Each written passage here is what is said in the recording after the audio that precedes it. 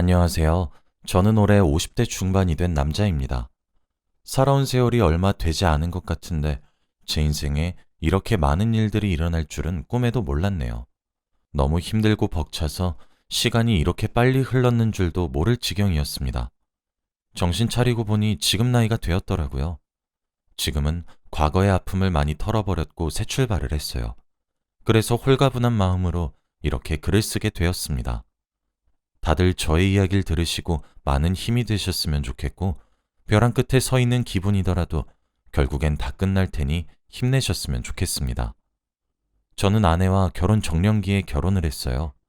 평범한 연애 끝에 결혼을 했고, 저와 아내는 남들과 다를 것 없는 결혼 생활을 했습니다.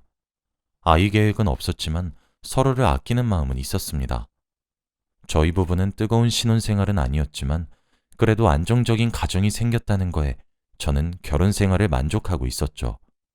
그런데 결혼을 하고 한동안 너무 평화롭고 아무런 일이 일어나지 않았는데 갑자기 저에게 충격적인 소식을 듣게 되었습니다. 저와 아내는 주기적으로 병원에 가서 건강검진을 받는데 그날은 건강검진 결과가 나오는 날이었어요. 그런데 제가 암에 걸렸다고 합니다. 저는 아무 말도 나오지 않았어요. 제가 암에 걸릴 거라고는 꿈에도 몰랐습니다. 의사 선생님께서는 초기라 항암 치료만 열심히 받으면 된다고 했고 당분간은 집에서 쉬라고 했어요. 저는 그날 이후로 모든 일을 다 그만두고 집에만 있었습니다. 그리고 아내의 보살핌을 받았어요. 제 주위에 약사인 고등학교 동창 민수가 있는데 민수가 저희 집에 와서 아내와 같이 저를 많이 도와주었죠. 민수가 제 몸을 진단해주고 약도 처방해주면서 아내와 같이 저를 돌봐주었기에 너무 고마웠습니다. 민수와 아내는 제 상태가 많이 좋아졌다며 병원에도 안 가도 된다고 말을 해주더라고요. 아프긴 했지만 민수의 말로는 그것도 몸이 나아지는 과정이라며 저를 안심시켜 주었죠. 저녁마다 아내가 주는 약을 먹고 잠에 들었고 다음날 눈을 뜨면 이미 해가 중천에 떠 있었습니다. 몸이 점점 나아가면서 잠도 푹 자는 거라고 생각이 들었죠. 저는 민수와 아내를 믿었고 그들이 하라는 대로 다 했습니다. 그런데 어느 날이었어요. 눈을 뜨고 일어나니 아버지가 저희 집에 와 계시더라고요. 아버지는 사업을 하셔서 자주 뵙지 못했는데 오랜만에 첫째 아들 얼굴을 보고 싶어 오셨다고 했어요. 그런데 막 일어난 저에게 의미심장한 말을 하셨습니다. 너는 왜 내가 때려도 잠에서 깨질 않니? 원래는 잠기가 밝아서 소리가 조금만 나도 바로 잠 깨는 애가. 그리고 너 안색은 왜 이렇게 안 좋아? 병원 주기적으로 가고 있긴 하니? 이 말을 하며 저를 걱정해 주었어요. 저는 몸이 나아져서 잠을 깊게 자는 줄 알았고 안색이 안 좋은 줄도 몰랐습니다. 그래서 저는 아버지께 아내와 약사인 민수가 저를 도와주고 있으니 걱정 말라고 했죠. 그런데 아버지는 저에게 아무한테도 말하지 말고 혼자서 몰래 병원에 가보라고 했습니다. 그냥 검진만 받아보라고 말이죠. 아버지는 그저 걱정이 되어 그런다고 말씀하셨습니다. 아버지의 눈빛을 보니 아버지의 말을 따라야 할 것 같다는 생각이 들었고 며칠 뒤 건강검진을 했던 그 병원으로 다시 가서 검진을 받았어요. 그런데 의사 선생님께서 저에게 하시는 말씀은 정말 충격적이었습니다. 왜 이제서야 오셨어요? 그리고 왜 이렇게 수면제 많이 드셨어요? 치료받으러 나오시라고 해도 그렇게 연락이 없으시고 아내분한테 말씀 못 들으셨어요? 제가 그렇게 연락을 했는데? 저는 의사 선생님의 말을 듣고 뒤통수를 한 대 맞은 기분이었습니다. 의사 선생님께서는 암이 더 악화되었다고 했고 당장 제대로 된 항암 치료를 받아야 한다고 했어요. 그리고 아내가 저에게 저녁마다 준 약은 바로 수면제였습니다. 저는 아내와 민수에게 미친 듯한 배신감이 들었어요. 제가 믿었던 두 사람한테 이런 일을 당하니 말도 나오지 않을 정도로 화가 나더라고요. 그리고 저는 그날 집으로 가서 아무 일 없다는 듯이 행동을 했습니다. 지금 이 상황에서 그들에게 화를 내도 달라질 건 없다고 생각했거든요. 아내는 그날 저녁도 여느 때와 다름없이 약들을 들고 방으로 들어왔어요. 그리고 제가 약을 다 삼키는 걸 지켜보고 난 후 방에서 나가더라고요. 저는 아내 몰래 약을 먹지 않았고 아내가 나간 후 약을 뱉었습니다. 그리고 자는 척을 했어요. 아내와 민수는 제가 자는 줄 알았나 봅니다. 저는 당연히 제가 자면 민수는 자기 집으로 돌아가는 줄 알았어요. 그런데 그게 아니었습니다. 아내와 민수는 자연스럽게 소파에 앉아 같이 TV를 보았고 둘이서 다정하게 있더군요. 그리고 민수는 충격적인 말을 했습니다. 내가 봤을 때 쟤 가망 없어. 그러니까 우리 얼마 안 지나서 같이 살 수 있어. 그동안 눈치 보느라 많이 힘들었지. 같이 시골에서 농사도 짓고 강아지도 키우면서 살자, 여보. 그들은 이 말을 하면서 서로를 여보라고 부르며 마치 연애라는 것처럼 보였습니다. 저는 그들의 배신에 할 말을 잃었어요. 저와 제일 친한 친구와 제 아내가 불륜 관계라뇨? 어떻게 이런 일이 일어날 수 있죠? 그리고 그들은 제가 얼른 그들의 곁을 떠나기만을 기다리고 있었습니다. 제 옆에 그들을 두었다는 게 너무 한심하고 억장이 무너지는 듯한 기분이었어요. 저는 그들을 도저히 지켜볼 수 없었고 화가 미친 듯이 나서 당장 그들을 내쫓고 싶었습니다. 그래서 다음 날 아침 아내가 아침약을 들고 제 방에 들어왔을 때 저는 아내가 들고 있던 쟁반을 엎었어요. 그리고 제가 알고 있는 모든 사실들을 다 말했습니다. 내가 너희들 사이 모를 줄 알아? 어떻게 나한테 이럴 수가 있어? 이 말을 하면 당연히 민수 아내는 저한테 사과를 할 줄 알았습니다. 그런데 그 둘은 오히려 뻔뻔하게 굴었어요. 야, 너 우리 없었으면 이렇게까지 오래 못 살았어. 우리가 얼마나 중요한 사람인지 네가 생각해봐. 여보, 가자. 민수는 제 아내의 손목을 끌어잡고 방에서 나갔고 그들은 짐을 챙겨 저희 집에서 나갔습니다. 그들은 며칠이 지나도 집에서 돌아오지 않았어요. 집이 너무 적막했고 쓸쓸했습니다. 저는 하루 종일 울고 있었고 아무도 저를 위로해줄 사람이 없었죠. 그때 누군가 저희 집 초인종을 눌렀습니다. 저는 혹시 아내나 민수인 줄 알고 문을 열었는데 현관문 앞에는 제 친남동생이 서 있었어요. 동생은 제가 울고 있는 모습을 보고 기겁을 하며 집으로 들어왔습니다. 그리고 저는 자초지종을 다 설명했죠. 아내와 민수가 저에게 어떻게 됐는지 말입니다. 동생은 저와는 다르게 감정 기복이 심하고 충동적이어서 제 말을 듣고 화를 불같이 내며 당장 소송을 하라고 했어요. 당장 변호사를 선임해서 그들을 콩밥을 먹이자며 말이죠. 저보다 더 화를 내는 동생을 보고 많이 위로가 되었습니다. 하지만 저는 그들을 소송할 생각이 없었어요. 소송 과정에서 그들의 얼굴을 다시 마주치기도 싫었고 질질 끌면서 시간 낭비하는 기분일 것 같았거든요. 그래서 저는 소송을 하지 않겠다고 하니 동생은 제가 답답하다고 하더라고요. 동생은 당장 자기가 아내와 민수를 찾아가서 혼쭐을 내주겠다고 했지만 제가 말렸습니다. 제발 가만히 있으라고 말이죠. 그리고 저는 그들에게 할 복수는 잠시 뒤로 한 채 건강관리에 힘을 썼습니다. 공기 좋고 사람 없는 시골로 내려가서 지내기로 했어요. 동생은 제가 혼자 있으면 위험할 것 같다며 시골집에 같이 내려가 살았어요. 혼자 있는 것보다 확실히 동생과 같이 있으니 금방 괜찮아지는 것 같더라고요. 동생이 워낙 활발한 성격이라 집안 분위기도 많이 띄워주었습니다. 그리고 병원도 착실히 다니며 항암 치료를 열심히 했죠. 저는 몇 달간의 치료 끝에 기적적으로 완치 판정을 받았어요. 그동안 너무 힘들었고 고생했는데 드디어 이 고통을 끝낸다고 생각하니 너무 감격스러워서 눈물이 다 나더라고요. 제가 우는 걸 보고 동생도 옆에서 같이 우는데 너무 감동이었습니다. 동생이 그동안 제 옆에서 저를 도와준 게 말로 표현할 수 없을 만큼 고마웠습니다. 그리고 저는 다시 집으로 돌아와 동생과 행복하게 살았죠. 같이 텃밭도 가꾸고 여행도 다니면서 행복한 시간을 보냈습니다. 마을 아주버님들도 저희 형제가 이렇게 사이가 좋으니 보기 좋다고 하시더라고요. 그렇게 행복한 시간들의 연속이었어요. 몇 년이 흘렀던 것 같아요. 전 와이프가 민수와 어떻게 지내는지 전혀 소식이 없었고 그들이 어떻게 사는지 전혀 궁금하지도 않았습니다. 지금 동생과 함께 살고 있는 이 삶이 저는 너무 행복했거든요. 그런데 이렇게 행복한 것도 오래가지 못했어요. 어느 날이었습니다. 저희 집에 누군가 찾아왔어요. 바로 전 와이프입니다. 이혼을 하고 몇 년 만에 본 전 와이프는 많이 늙었더라고요. 그리고 전 와이프의 옆에는 한 여자아이가 있었습니다. 굉장히 귀엽고 예쁜 여자아이였어요. 저는 이게 대체 무슨 상황인지 납득이 되지 않았고 저희는 긴 이야기를 나누기 시작했죠. 그동안 어떻게 지내왔는지부터 왜 저를 찾아왔는지까지 말입니다. 그런데 전 와이프가 하는 말은 충격적이었어요. 바로 전 와이프 옆에 있던 그 아이의 정체가 제 친딸이라고 합니다. 저는 말문이 턱 막혔어요. 둘은 저희 집에서 도망친 후 외딴 곳으로 가 혼인신고를 하고 정식 부부가 되었대요. 그런데 얼마 지나지 않아 전 와이프가 임신을 했고 당연히 민수의 아이인 줄 알았다고 하더군요. 하지만 낳은 아이가 알고 보니 민수의 자식이 아니라 바로 저의 자식이라고 합니다.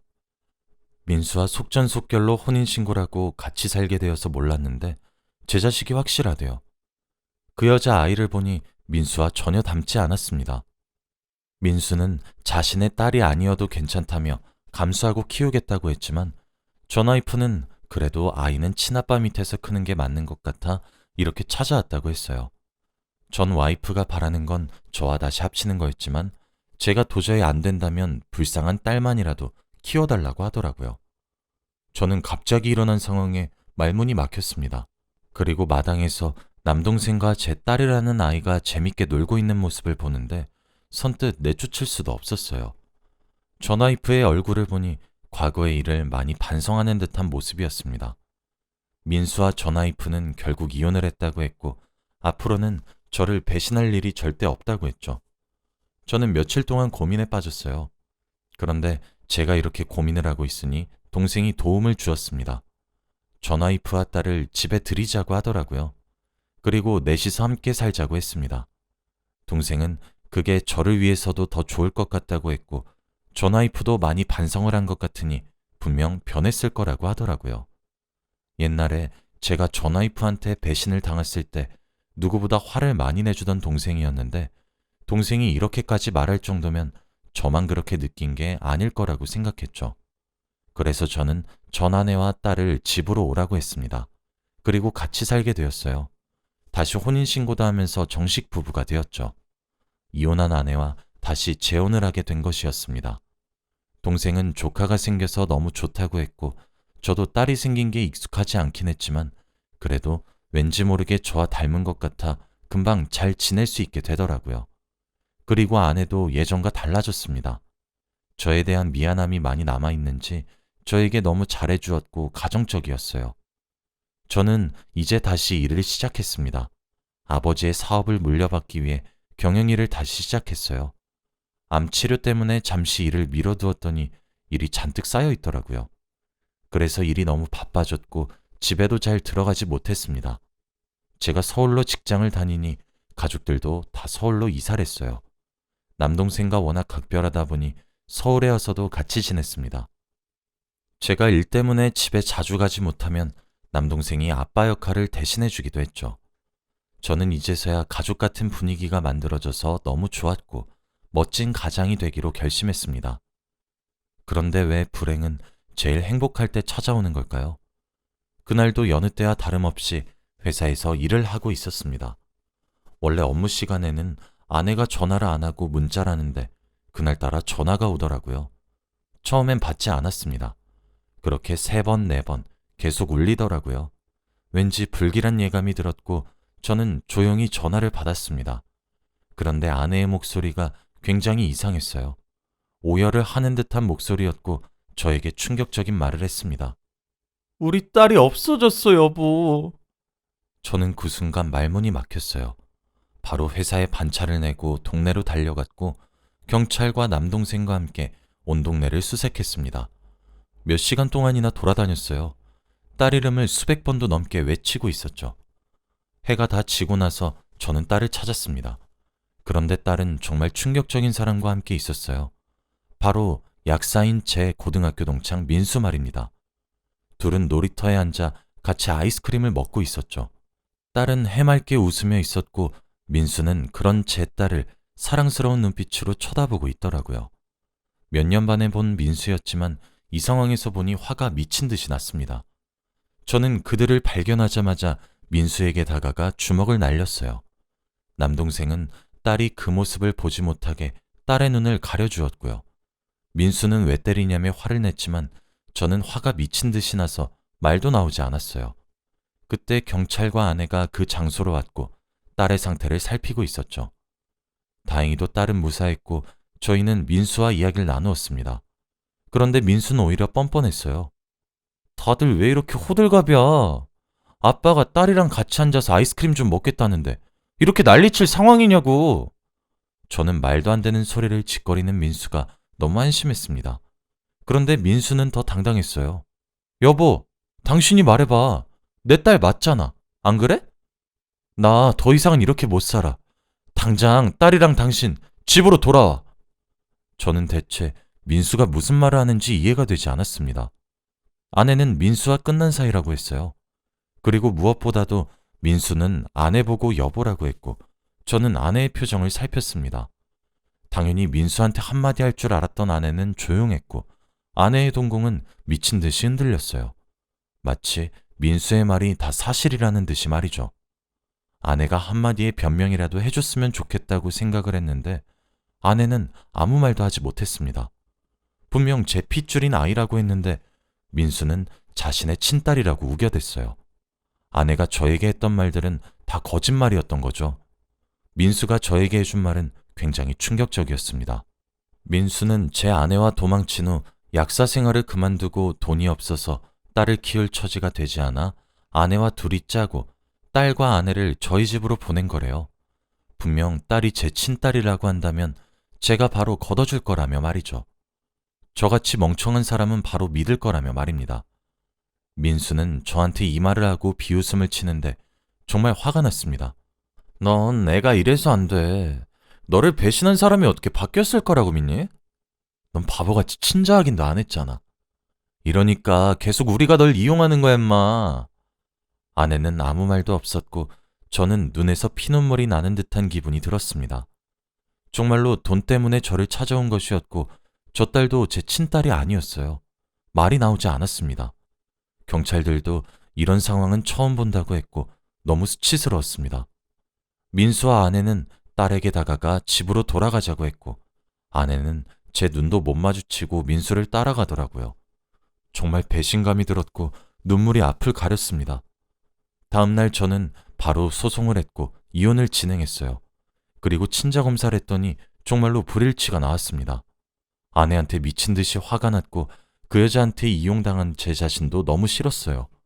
그리고 이혼 소송 과정에서 민수를 몇 번 마주쳤는데 자신이 승자인 것처럼 행동을 하더라고요. 그래서 저는 민수한테 다가가 귓속말로 한마디 했어요. 항상 민수한테 말해주고 싶었던 말이 있었는데 이번이 마지막으로 만날 기회일 것 같아 말해주었습니다. 민수야, 저 애가 확실히 네 애가 맞단 보장도 없지 않냐? 혹시 모르니까 너도 친자 검사해봐. 민수는 제 말을 듣고 헛웃음을 치며 당연히 자기 아이라고 말이 되는 소리를 하라고 했습니다. 저는 그 말을 어떻게 믿냐고 친자 검사 해봤냐고 물었죠. 그 아이는 제 민수와 전혀 닮지 않았거든요. 제 말을 듣고 민수는 동공이 흔들렸고 저는 그 자리를 유유히 떠났습니다. 그리고 다시 제 삶을 살아가기 시작했죠. 저는 그동안 많은 경험으로 많이 단단해졌고 일상생활에 복귀도 쉬웠어요. 솔직히 마음 한켠으로는 아프긴 했지만 그래도 경영이라는 큰 직책을 맡은 만큼 공과사는 구분해야 했습니다. 다시 저희 집엔 남동생과 저밖에 없었고 남동생이 저를 많이 도와주었어요. 그런데 어느 날이었습니다. 아내와 이혼을 하고 얼마 지나지 않아 누군가 저희 집에 찾아왔더라고요. 바로 민수였죠. 한 손에는 종이 한 장을 쥐고 있었고 술을 많이 먹었는지 술 냄새가 많이 났습니다. 그런데 민수는 그 종이를 저에게 보여주며 아무 말도 하지 않았어요. 그 종이는 바로 친자검사 결과지였습니다. 전 와이프의 딸과 민수가 친자검사를 했는데 결과가 엄청나게 충격적이었습니다. 바로 불일치였거든요. 아이의 친아빠는 민수가 아니었어요. 정말 놀랐어요. 민수가 그렇게 자신만만해했는데 자신의 딸도 아니었습니다. 대체 전 와이프는 누구의 아이를 임신한 걸까요?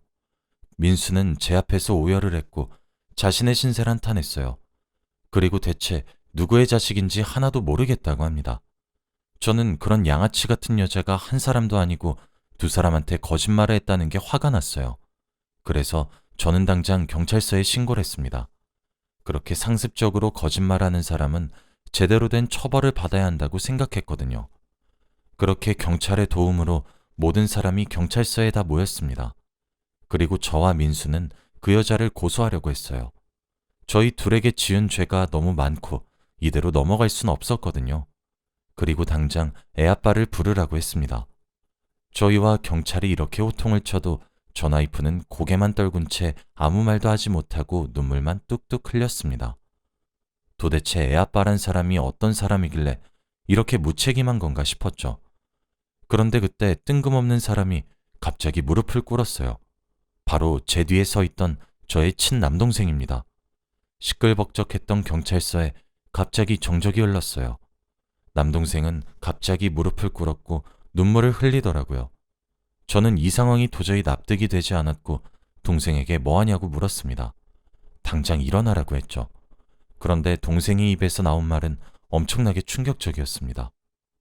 나야, 애아빠. 동생이 그 말을 뱉고 저희는 아무 말도 하지 못했어요. 경찰들도 다들 기겁을 했고 한마디도 하지 않았죠. 저는 장난치지 말라며 애써 웃으면서 동생을 다시 일으키려고 했지만 동생은 일어나지 않았습니다. 그리고 상황 파악이 바로 되었죠. 전 와이프도 모든 게 사실이라는 듯이 말을 했죠. 저와 민수는 화도 나지 않았고 그냥 체념을 했습니다. 어떻게 이런 일이 일어날 수 있나요? 제가 이 여자 때문에 힘들고 슬퍼할 때 옆에서 위로해준 사람이 바로 동생인데 말입니다. 옆에서 같이 전 와이프 욕도 해주고 무조건 제 편인 줄 알았던 사람이었는데 말이죠. 저는 눈물이 미친 듯이 났고 동생을 한 대 때리고 싶었습니다. 그런데 경찰들의 만류에 결국 주먹을 내리고 말았어요. 그리고 친자검사가 시작되었습니다. 내심 속으로는 제발 불일치가 뜨기를 간절히 바랬어요. 그런데 정말 운명의 장난처럼 그 아이는 제 남동생의 친자식이 맞았습니다.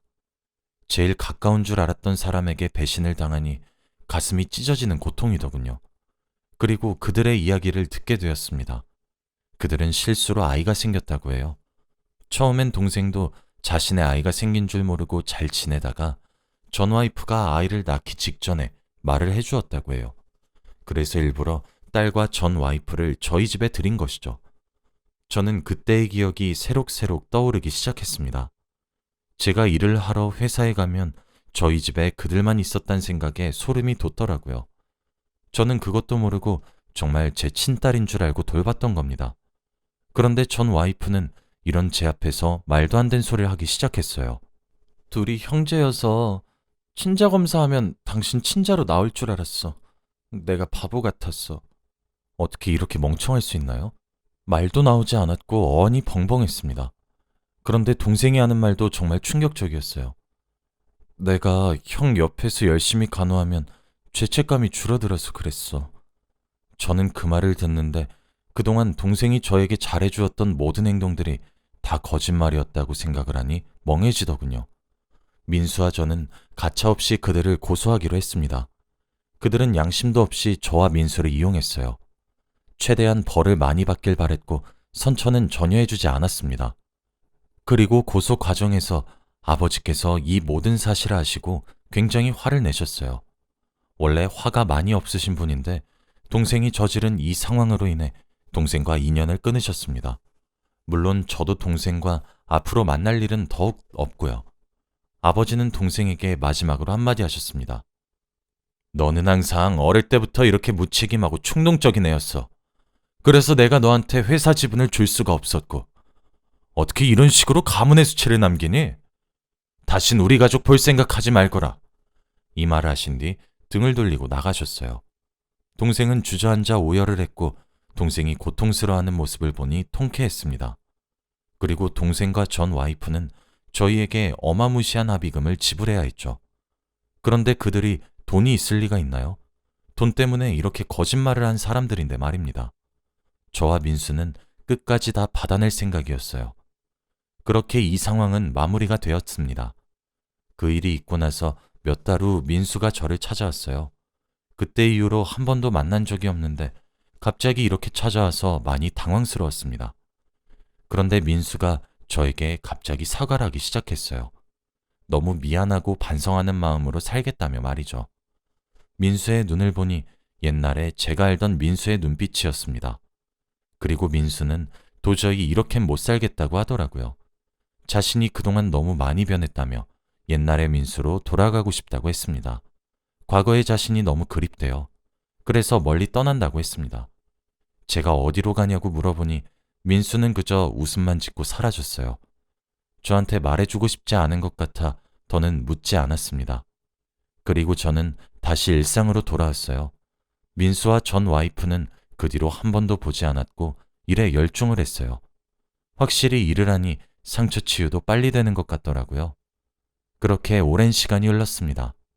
이제 저는 아버지의 뒤를 이어 정식적으로 경영 일을 하고 있어요. 24시간이 모자랄 만큼 하루 종일 일만 합니다. 그래도 너무 보람차고 행복해요. 그리고 얼마 전 우연히 잡지를 보는데 익숙한 사람이 있었습니다. 바로 민수였어요. 그런데 민수는 정말 놀라운 모습으로 있었습니다. 바로 스님이 되었더라고요. 스님이 되어 속세에서 벗어나 진정한 자신을 찾는 거였습니다. 사람들에게 좋은 영향을 끼치고 있는 것 같더라고요. 정말 다행이었습니다. 그리고 전 와이프와 동생은 아직도 이자를 갚고 있어요. 원금도 제대로 갚지 못했습니다. 저는 그들이 평생 고통스러웠으면 좋겠어요. 여러분은 이런 일 겪지 않으시길 바래요. 저의 이야기는 여기까지입니다. 들어주셔서 감사해요.